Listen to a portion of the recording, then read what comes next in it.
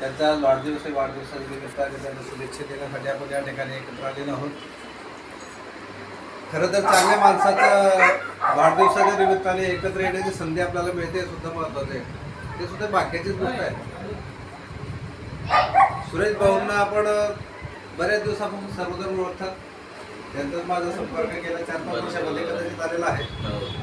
पण आध्यात्मिक क्षेत्रामध्ये त्यांचं नाव आहे.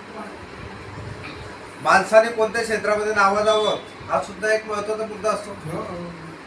त्यांनी आपल्या अध्यात्मामध्ये आपला ठसा उमटवलेला आहे. आता आपण म्हणाले की काल्याचं कीर्तन घेण्याची त्यांना नेहमीची आवड आहे.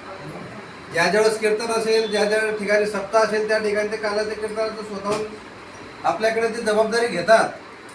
आणि खरं पुण्याचं काम.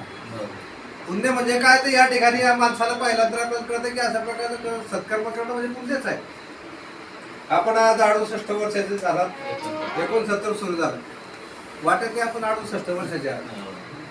म्हणजे आपल्याकडे जे विचार आहेत आणि विचारांप्रमाणे जे आपण वागतात त्याप्रमाणे आपली शरीरयष्टी सुद्धा आहे. त्यामुळे आपण 100 नक्की गाठाल.